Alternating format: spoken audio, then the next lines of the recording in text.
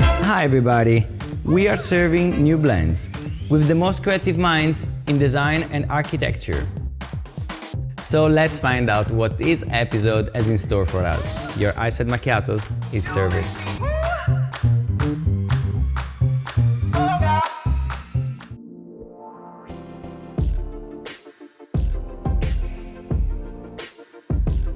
Como and its lake represent the contemporary point of arrival and departure of Draga Obradovic and Aurel Bazodo.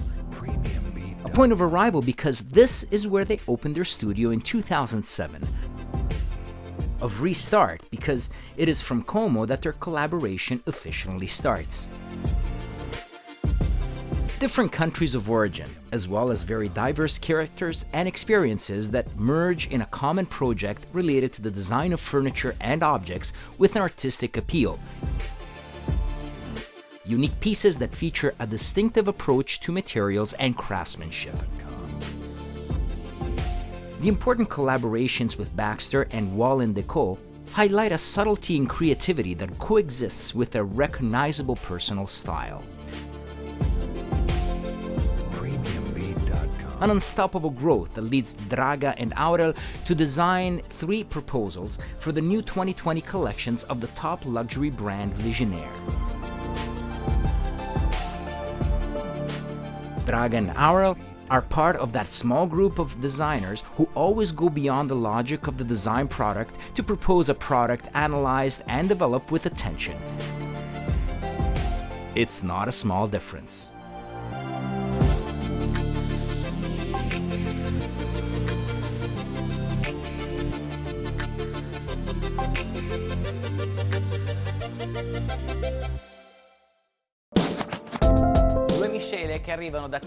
Two blends from different lands in terms of culture and history. Germany, an economic tank, and Serbia, full of creativity but with a rather painful past. Good morning, Draga. Good morning. And hello, Aurel. Hi, how's it going? Fantastic. All right, ready for this iced macchiatos in 3? That's right. I'd start with Draga if you don't mind. Not at all. I'd like to talk a bit about your adolescence. If I'm not mistaken, you grew up in Čačak, living in Serbia until you were 20 precisely. What do you associate with this chapter in your life? Indeed. My first 20 years, because when I was 20, I came to Italy, and I didn't really grow up in Čačak. I was only born there. My father was a military officer, so we toured the whole of Yugoslavia. We lived more or less in all the Serbian republics of the time, so I associate that with my childhood, precisely the sense of the Balkan Brotherhood. I remember having and still have a great love for Tito, who unfortunately when I was around 16, 17 got upset and changed, so this legend is a sense changed. But thanks in part to reading, friends, music, cinema, let's say that instead of following in the footsteps of my parents and joining the Communist Party and then taking all the, let's say, what were the obligatory steps, I refused, and instead of studying what I should have studied, like literature or maybe political science, I decided to go and study art. But then you moved. I moved to Belgrade, where I enrolled in the Academy of Fine Arts. And I fulfilled my first dream of painting. And I lived there for 2 years in a super alternative, creative environment. There was a great buzz in the 1980s in Belgrade. It was crazy with all these rock bands, alternative cinema.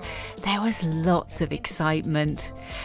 I left Belgrade not because I didn't like it anymore or because the country was no longer to my liking. I left out of curiosity because I wanted to have an experience studying abroad. So I thought I was only going for a year.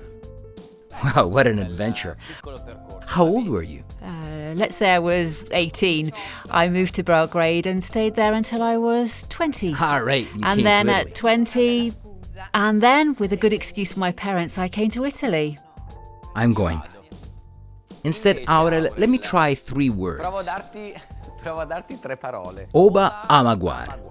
Ober Amagawa. Good, you're pretty close. Schnitzelschule. All right, you said it. It seems like a tongue twister. Did I pronounce it correctly? Oberamagawa Schnittschule. Okay. The second word is instead Boyeberg. Boyerbeg. Yes. Boyerbeg's a small town. Where do I start? I think from before. Yes, okay, from Schnittschule.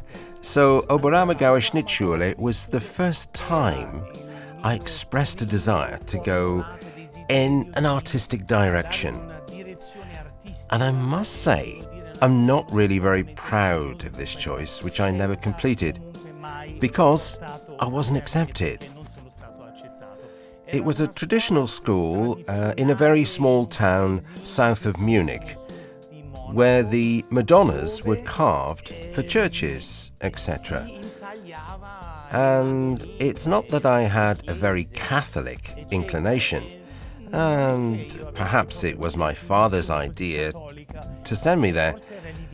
However, the idea was either painting or sculpture. Unfortunately, they didn't accept me. I never understood why I wasn't seen as suitable. And then, so after this episode, it was still mandatory in Germany to serve in the military.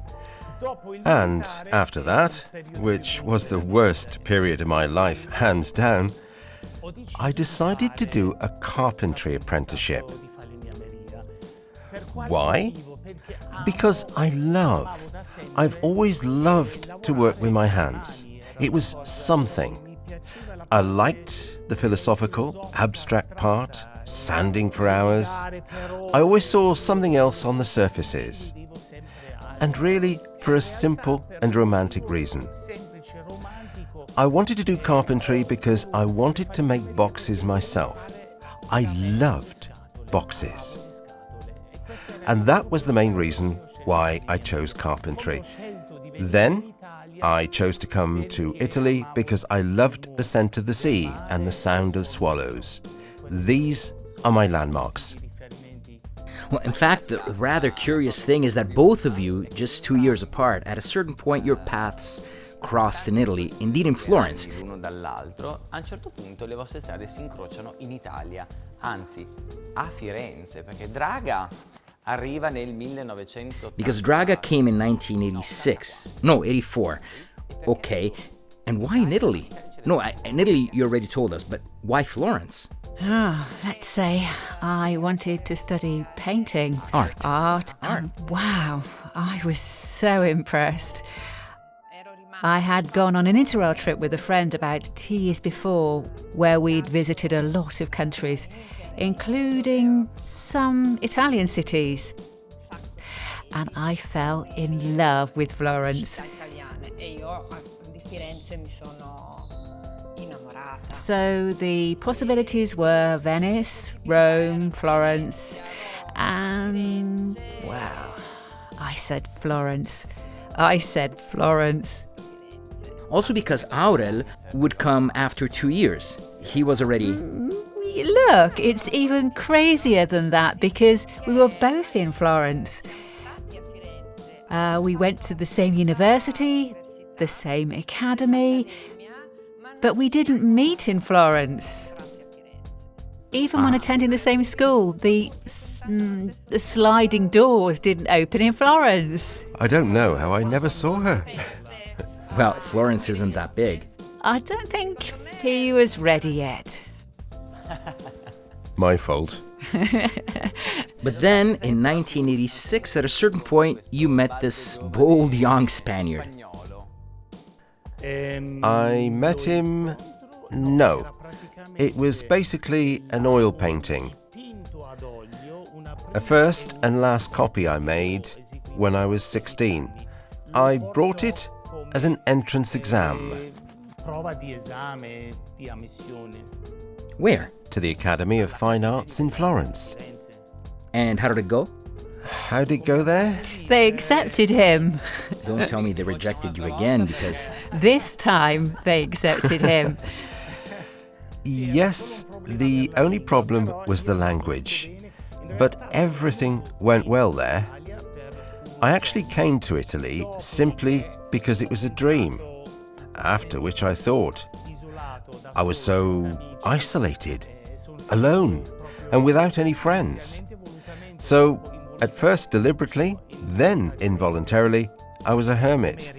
So I said I had to enroll in the academy to meet some people. Ah, okay.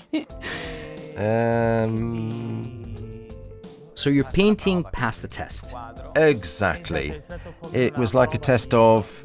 I don't know if this was a determining factor, because then there was a test that lasted 3 days. Well, the fact is that a carpenter becomes a painter who eventually ends up in fashion. Draga Aurel rose from this combination. Alla fine anche un po' nella moda. Da questa combinazione nasce Draga Aurel. So maybe you were like two straight lines that met and crossed Si sono incrociate and then became parallel. parallele. Yes, we didn't know it, but we were walking parallel paths towards this meeting point, which came in Como. Oh, what a trip. What a trip! In fact, we went from Florence to London. I went to London to do something else to help, to do an internship at a textile company where I discovered fabric design, doing various tasks at this internship. I discovered fabric design and realised that my painting experience and my experience and love of fashion were perfectly combined in fabric design. So let's say I was perfectly at home. It came to And me natural. very easily. Yes, it was natural, but after finishing this experience in London, where unfortunately I couldn't stay because I was Yugoslavian, then it was former Yugoslavia, then Serbia. The more the merrier. In short, more different names than you can imagine. They didn't give me permission to stay, so despite my wishes, I went back to Florence. And then from Florence, a friend told me, there's no textile design in Florence. Indeed. Come to Como. So I went to Como, and after 3 days, I found work, not knowing in that moment that I was making a choice for life. We met through a friend of mine who I knew from the Academy of Fine Arts in Milan, because, ironically, I had wanted to move. Florence had seemed a bit provincial, so I said, I'll move closer to Milan. And I wound up in Como, because I had a friend there. Then I attended the Academy of Brera, and I met a friend who introduced me to my wife. Yes, she brought him to me at home. Directly into your arms. Yes, indeed, served. But it's not really, let's just say it wasn't love at first sight sort of thing. Beh, c'è un minimo comune denominatore tra voi due, che è proprio questo approccio a Well, there is a minimal common denominator between the two of you, which is precisely this approach of using your hands to create. So from his world of painting and on your side with textiles. So this is already a lucky encounter for you. Yeah, that's right. So we crossed paths with our hands. With our hands. con le mani. With your hands. And with these hands today you create si creano, diciamo, la nostra cifra. We create. Let's say our important aspect is that almost any design object must pass through our hands. We add the last touch, shall we say? Yeah, we add our signature. We do the finishes by hand, from screen printing by hand, hand-painted fabrics, resins, castings, or how can I say? Always by hand in our workshop. Obviously, that's not all there is to it. We sometimes... In fact, when people ask me about Draga and Aurel, I often say, and you know this very well, I say they're a finishing, an extra touch, the final result of the work. How can I say? Perfect. So the finishing touch that comes precisely from your hands. And this is a peculiarity that we find only in your products or designs. This was our great challenge, to be able to create handmade things that are unique. So every time a little bit different, and have them accepted and distributed or marketed by design companies. Indeed, by the company that made us change our destiny a bit, Baxter, which we will always be very grateful and attached to. Quindi con Baxter incomincia un po' questo percorso e anche incominciate a muovere I primi passi nel mondo appunto della, chiamiamola, distribuzione, no? Quindi... So with Baxter, this path began, and you also started to take the first steps in the world of, let's call it distribution, in the marketing processes, where the product is not only artistic, but also enters the retail world. And you bring your know-how, your expertise, your creativity in products that tend to be, dare I say, without offending you, from a catalog. This was our personal business development. You could say that we had to learn to industrialize as much as possible, giving our personality a chance, and in some way transferring it to reproducibility. So also considering that we were not originally professional designers, neither of us studied design, and we had to train ourselves. Well, also because every time you tried to study something, they would fail you before you even started. I understand why you're not a designer. Thank you, Paolo. For having reminded me.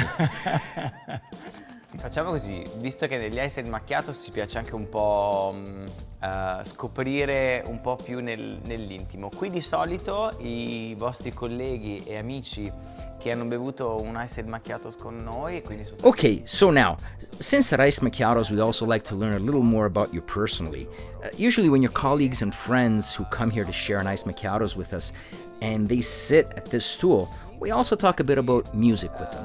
So a little bird told me that one of you has a special talent for the drums. Which of you is it? Perhaps Aura? Do you play drums? I've been playing drums since I was 11 years old, and I'm kind of an unusual drummer. Because for me, the drums, because I still play today, it's a vehicle towards spirituality. A personal quest of mine. Not for me. It's a nightmare for her, because at the weekend we fight to decide when and if I can play, and how much. Mostly I play alone. It's an exercise, and to me they're solos. Like I'm creating a mental sculpture. But now he's decided that because you can't go on, so You can't go on. He's decided to play for therapeutic purposes. I play with peers. with his group of architects, designers in short, a group where they meet once a week and let's say... And we defined in the first hour of rehearsals, we defined what our purpose is. And the word was therapeutic. Well, it's a nice... I still have to see the results. It's a good principle. Invece Draga, che arriva dalla terra che è anche terra di Goran Bregovic. But Draga, who comes from the land that is also the land of Goran Bregovic and Emir Kusturica, where music and cinema meet? Wow, let's just say that in this case they explode. They make a bomb. They merge. They merge, don't they? The Kalashnikov explodes. That was an incredible encounter. Well, Goran Bregovic, I followed him when he was still doing. He had this super popular rock band in former Yugoslavia, which was called White Button, Bielodume. But from there he managed to find this huge treasure of Balkan music and sounds and make his Balkan fusion. That was really very popular, contagious, and engaging, and, well, let's say expresses this Balkan passion very much. Vabbè, insomma, diciamo che esprime molto questa passionalità balcanica. Is there always a little bit of that love for the East? Yes. Well, East is East, as they say.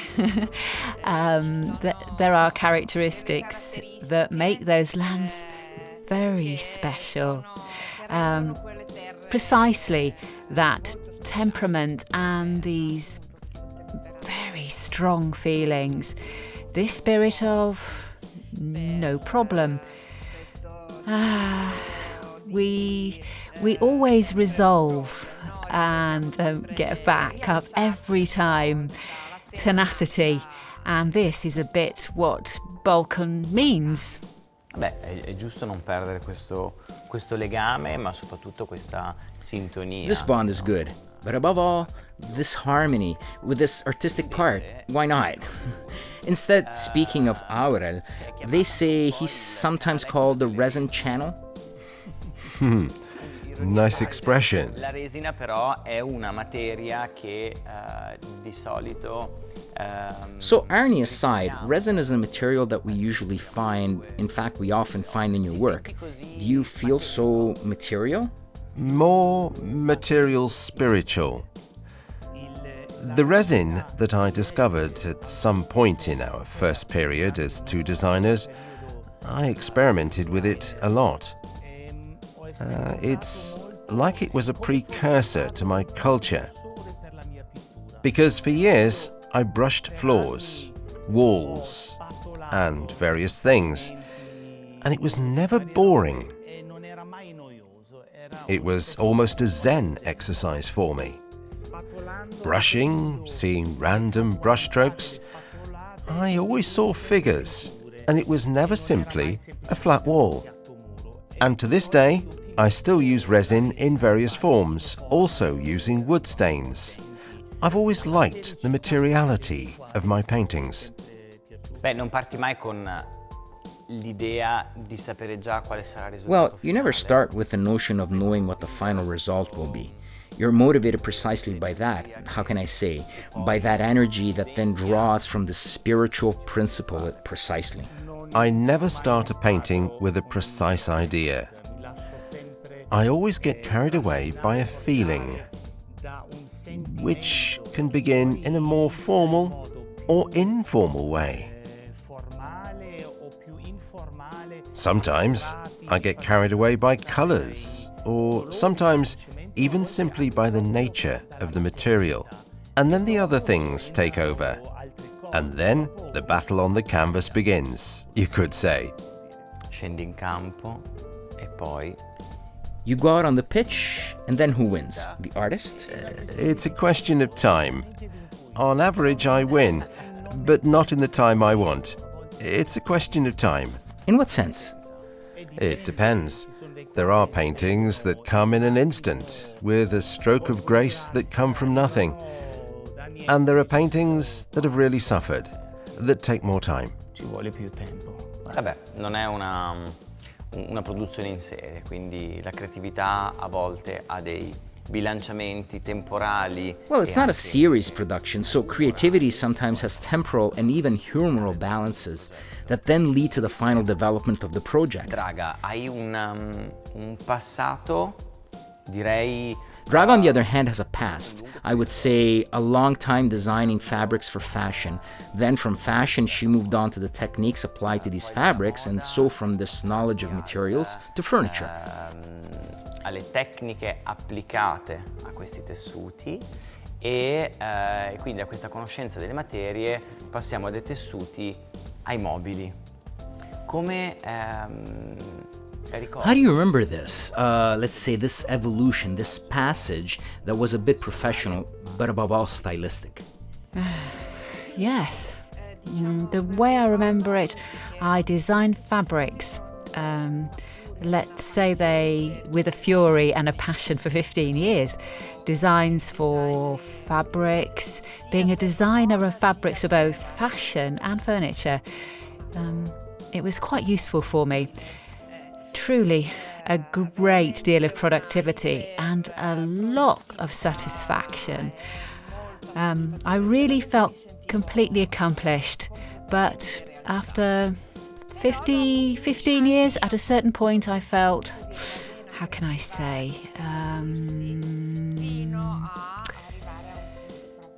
my creative vein ran out. Until I reached a point where a sheet of canvas just stayed white. That's it. I was completely stuck. And when the passion left, I ran out of enthusiasm. So my hand was no longer able to draw anything. So this was a traumatic moment for me.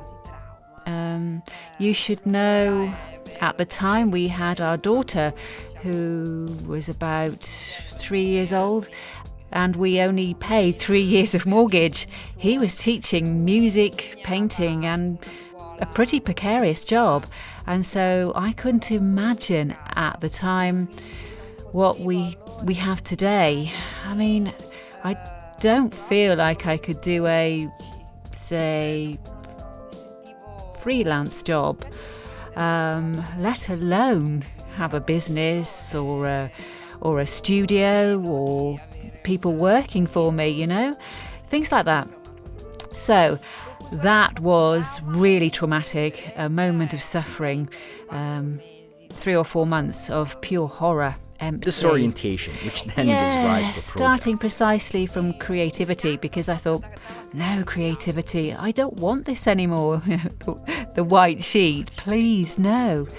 I don't want to deal with this suffering anymore. And instead I started to play a bit like this. This fabric was created, and then from this fabric together we said, but if we apply it to a chair, and chairs with pillows were created, then from pillows came sofas and so on.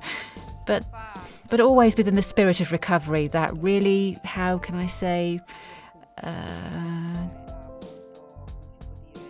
defined our initial path. Well, it was a bit of a kickoff. And it's important not to forget that precisely in the period of transition and precariousness, also based on my work. Precarious. I was always very encouraging. I always said, we can die, but I want you to be happy. So that was also the climax. Not only her phase of transition, but a year later, I decided to give up my career as a musician, drummer, percussionist, and teacher. And so we basically took this huge dive, because I quit, she quit, and I started pulling out all my carpentry skills.